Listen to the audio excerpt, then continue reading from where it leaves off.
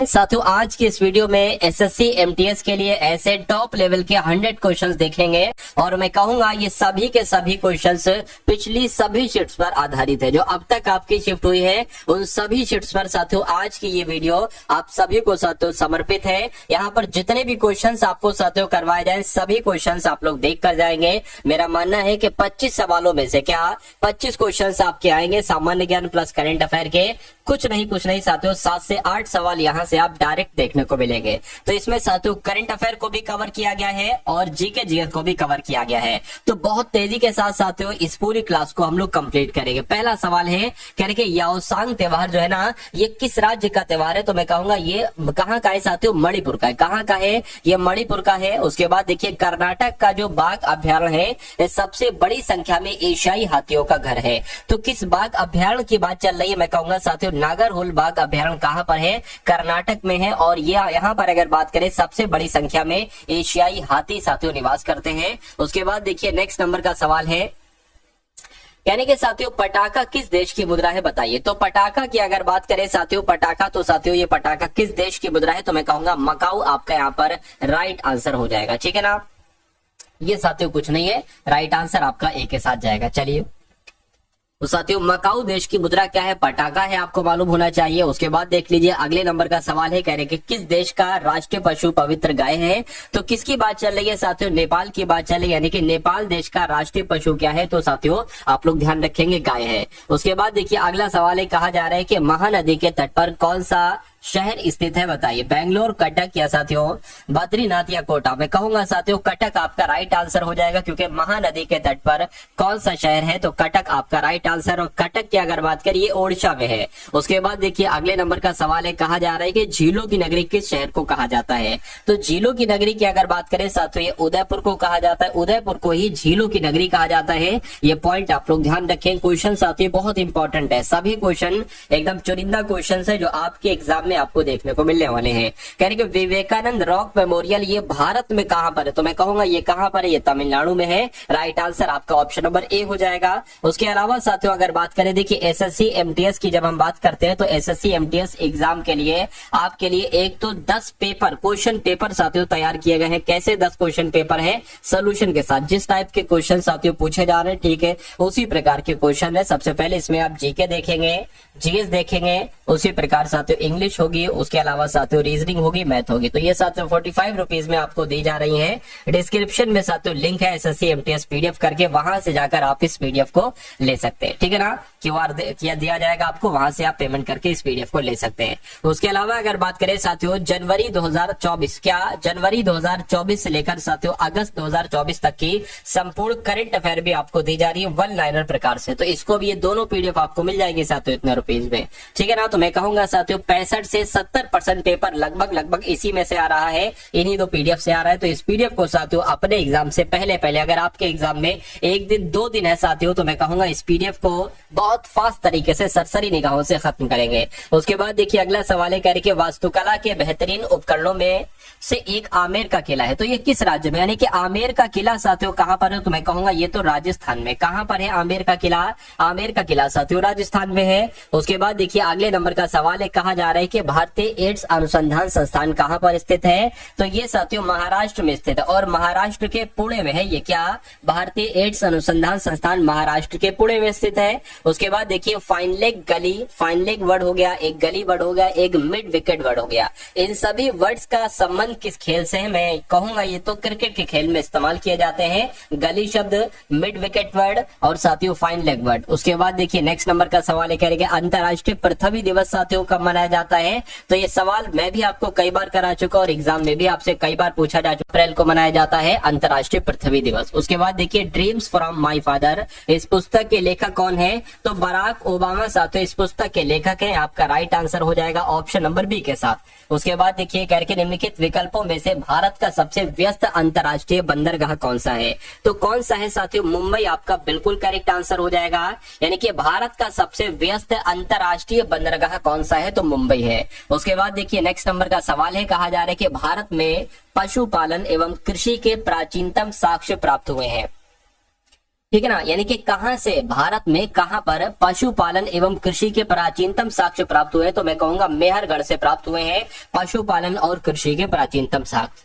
Next number का सवाल है, कहा जा रहा है कि कब अंग्रेजी ईस्ट इंडिया कंपनी ने भारत में एक शिक्षा प्रणाली पेश की जिसे वुड डिस्पैच के नाम से जाना जाता है, तो मैं कहूंगा साथियों 1854 इसका राइट आंसर हो जाएगा।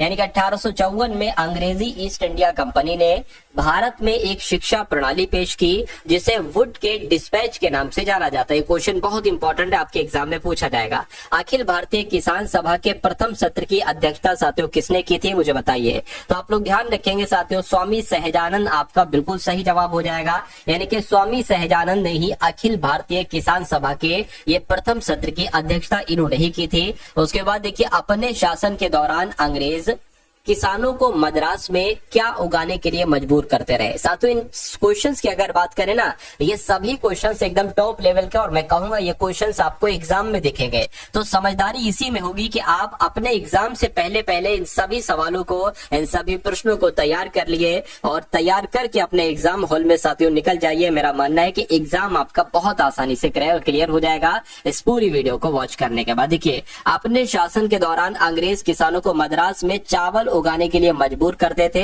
राइट आंसर आपका ऑप्शन नंबर डी हो जाएगा। उसके बाद देखिए, रामकृष्ण मिशन का मुख्यालय कहां पर है, तो इसका मुख्यालय तो साथियों वेलूर में। कहां पर इसका मुख्यालय है, वेलूर में इसका मुख्यालय है। अब उसके बाद देखिए करके, किस धर्म सुधारक की मृत्यु ग्रेट ब्रिटेन के ब्रिस्टल में हुई थी, तो किसकी बात चल रही है, मैं कहूंगा राजा राममोहन राय की बात चल रही है। यानी कि राजा राममोहन राय एक धर्म सुधारक थे और इनकी मृत्यु ग्रेट ब्रिटेन के ब्रिस्टल में हुई थी। आप सभी लोगों को याद रखना है। भारतीय पुनर्जागरण आंदोलन के पिता कौन है, मुझे बताइए। ये क्वेश्चन भी साथियों बहुत इंपॉर्टेंट है। तो भारतीय पुनर्जागरण आंदोलन के पिता साथियों राजा राममोहन राय है। कौन है, राजा राममोहन राय है। ये आपको मालूम होना चाहिए। इस प्रकार जिनका आंसर ऑप्शन नंबर डी के साथ है, तो मैं कहूंगा आपका आंसर बिल्कुल करेक्ट है। स्वामी विवेकानंद जी का मूल नाम क्या था, तो इनका साथियों मूल नाम पता क्या था, नरेंद्र दत्त इनका मूल नाम था। किसका, स्वामी विवेकानंद जी का मूल नाम नरेंद्र दत्त था। उसके बाद देखिए, महाराष्ट्र का सुकरात किसे कहा जाता है, यानी कि सोक्रेटिस की अगर बात करें तो आप लोगों को मालूम होना चाहिए साथियों, महादेव गोविंद रानाडे की जब हम बात करते हैं तो महादेव गोविंद रानाडे को ही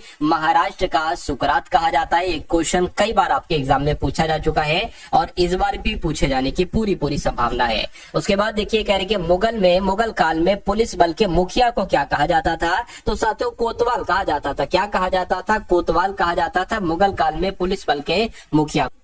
निम्नलिखित में से किस मुगल शासक ने अंततोगत्वा मेवाड़ के शासक महाराणा प्रताप सिंह के पुत्र राणा अमर सिंह से एक समझौता किया था, तो किसने किया था साथियों, जहांगीर ने किया था। क्या, जहांगीर ने ही अंततोगत्वा मेवाड़ के शासक महाराणा प्रताप सिंह के पुत्र राणा अमर सिंह से एक समझौता किया था। ये सवाल आपसे पूछा जाएगा।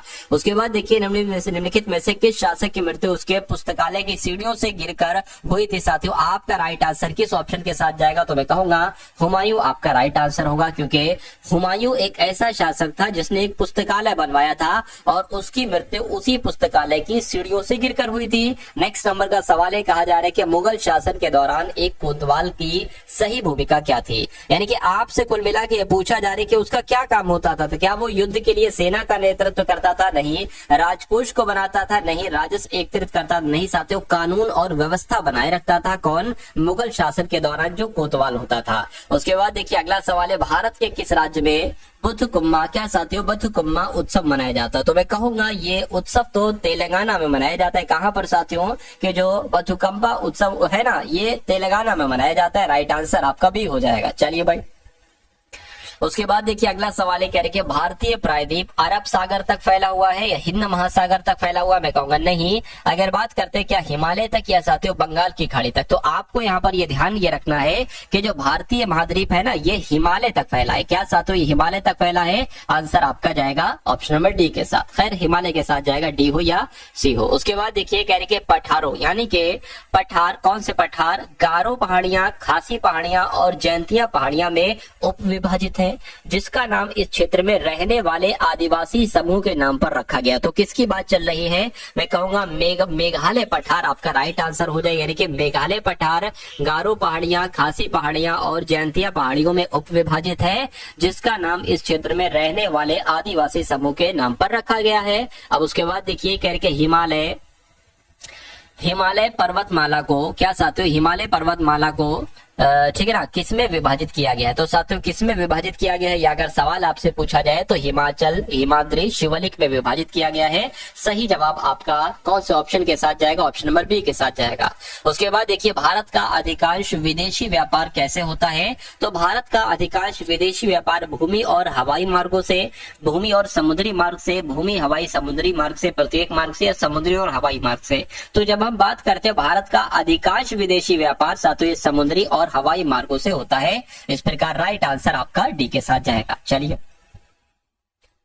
यदि आप जॉली ग्रांट हवाई अड्डे पर उतरते हैं, क्या यदि आप जॉली ग्रांट हवाई अड्डे पर उतरते हैं तो आप कहां पर है? यानी कि आपसे इनडायरेक्टली ये पूछा जा रहा है कि जॉली ग्रांट हवाई अड्डा कहां पर है, तो मैं कहूंगा ये उत्तराखंड में है। उसके बाद देखिए करके श्री गुरु रामदास जी अंतरराष्ट्रीय हवाई अड्डा कहां पर स्थित है? तो ये तो अमृतसर में स्थित है। कहां पर है साथियों? श्री गुरु रामदास जी अंतरराष्ट्रीय हवाई अड्डा, तो मैं कहूंगा अमृतसर में ये है। उसके बाद देखिए नेक्स्ट नंबर का सवाल है, कहा जा रहा है कि सूर्य के रासायनिक विक्षण में हाइड्रोजन का प्रतिशत कितना होता है? तो अगर आपसे ये सवाल पूछा जाए, सूर्य के रासायनिक मिश्रण में हाइड्रोजन का प्रतिशत 71% होता है। कितना होता है साथियों? 71% होता है। ये आप सभी लोगों को याद रखना है, क्योंकि सवाल आपके यही से बनेंगे, इससे बाहर आपके सवाल साथियों नहीं बन सकते। 35 सवाल हो चुके हैं, पूरे 100 सवालों को हम लोग देखेंगे, और ये पूरे जीके के एकदम टॉप लेवल के क्वेश्चंस हैं। वो क्वेश्चंस हैं जो साथियों एनालिसिस के आधार पर बनाए गए, यानी कि अब आपके अगली शिफ्ट में कौन कौन से सवाल पूछे जा सकते हैं, इस बात को मद्देनजर रखते हुए साथियों इन क्वेश्चंस को तैयार किया गया। देखिए, सूर्य में नाभिकीय ईंधन जो है ना, ये क्या है? ये हाइड्रोजन ही तो है। सूर्य में जो नाभिकीय ईंधन है ये एक तरीके से हाइड्रोजन है।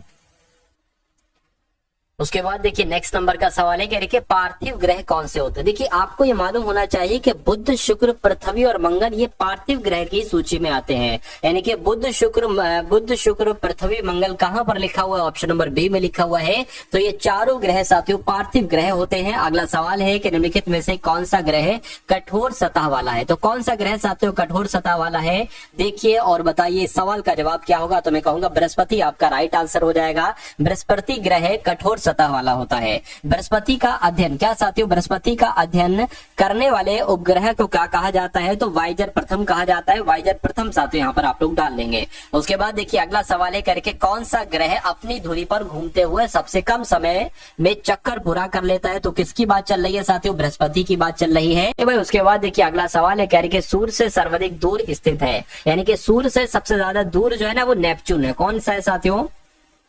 नेपच्यून ग्रह जो है वो सूर्य से सबसे ज्यादा दूर है। उसके बाद देखिए पृथ्वी से सर्वाधिक दूरी पर कौन सा ग्रह है? तो पृथ्वी से सर्वाधिक दूरी पर कौन सा ग्रह साथियों? नेपच्यून है, यानी कि नेपच्यून ही आपका यहाँ पर भी बिल्कुल करेक्ट आंसर हो जाता है। उसके बाद देखिए सौर परिवार के निम्नलिखित ग्रहों में से सबसे ठंडा ग्रह कौन सा है? तो सबसे ठंडा ग्रह के बारे में साथियों आपसे पूछा जा रहा है, तो मैं कहूंगा नेपच्यून ग्रह ही सबसे ठंडा ग्रह होता है। अगला सवाल है कि संयुक्त राज्य अमेरिका में मार्क्वेट, क्या साथियों यहाँ पर अगर बात करें संयुक्त राज्य अमेरिका में मार्क्वेट श्रेणी किस खनिज के लिए विख्यात है? तो साथियों लौह अयस्क के लिए विख्यात है। राइट आंसर आपका ऑप्शन नंबर डी हो जाता है। ये सभी देखिए ये सुपर फास्ट क्लास है, ऐसा नहीं क्वेश्चन साथियों आपको दिखाया जा रहा है और आपको समय दिया जा रहा है, ऐसा नहीं साथियों, ठीक है। तो कुल मिला के साथियों मैं कहूंगा कि इन सभी सवालों को आप तैयार कीजिए और ये सभी सवाल आपके तैयार होते जा रहे हैं। आर्थिक भूगोल किस विषय की शाखा है? तो मैं कहूंगा मानव भूगोल की शाखा है। आंसर आपका ए के साथ जाएगा। उसके बाद देखिए संसाधन संरक्षण के लिए आवश्यक है, यानी कि संसाधन संरक्षण के लिए आवश्यक है मानव एवं संसाधनों के मध्य संतुलन स्थापित करना। बिल्कुल संसाधनों का विवेकपूर्ण उपयोग करना ये भी शामिल है, आवश्यक है। बिल्कुल संसाधनों का विकास करना ये भी आवश्यक है। मैं कहूंगा साथियों आपका right answer option number D के साथ जाएगा। उसके बाद देखिए संसाधन होते नहीं है, ये कथन किसका है? तो संसाधन होते नहीं बनते हैं। क्या संसाधन होते नहीं बनते हैं, ये किसने कहा था? तो साथियों आप लोग ध्यान रखेंगे जिम्मरमैन ने कहा था। किसने कहा था साथियों? जिम्मरमैन ने कहा था। उसके बाद देखिए भारतीय संविधान सभा में संविधान के प्रारूप पर प्रथम वाचन कब प्रारंभ हुआ था? ये क्वेश्चन बहुत ही इंपॉर्टेंट और कई बार आपसे पूछा जा चुका है। आप लोग ध्यान रखेंगे साथियों 4 नवंबर 1948 से 9 नवंबर 1948 तक संविधान सभा में संविधान के प्रारूप पर प्रथम वाचन प्रारंभ हुआ था, यानी कि 4 नवंबर 1948 से 9 नवंबर 1948 तक प्रथम वाचन था। उसके बाद देखिए नेक्स्ट नंबर का सवाल है, देखिए कह रही कि भारतीय संविधान पूर्ण रूप से कब तैयार हुआ, तो मैं कहूंगा 26 नवंबर 1949 को भारतीय संविधान पूरी तरीके से साथियों तैयार हुआ। ये आप सभी लोगों को मालूम होना चाहिए। अगला सवाल है आपके स्क्रीन पर, कहा जा रहा है भारतीय संविधान सभा की अंतिम बैठक कब हुई थी, तो इसकी अंतिम बैठक तो साथियों कब हुई थी, 24 जनवरी 1950 को हुई थी। कब हुई थी, 24 जनवरी 1950 को संविधान सभा की अंतिम बैठक हुई थी, ये आपको मालूम होना चाहिए। चलिए अब उसके बाद देखिए अगले नंबर का सवाल है साथियों आपके स्क्रीन पर, देखिए और मुझे बताइए आपका राइट आंसर यहाँ पर क्या हो सकता है। यहाँ पर आपसे पूछा जा रहा है संविधान सभा को एक पवित्र दस्तावेज किसने कहा था, मुझे बताइए। तो ये बात किसने कही थी आपसे पूछी जा रही है, तो ये तो डॉक्टर भीमराव अंबेडकर के द्वारा ये कहा गया था कि संविधान को एक पवित्र दस्तावेज बताया था डॉक्टर भीम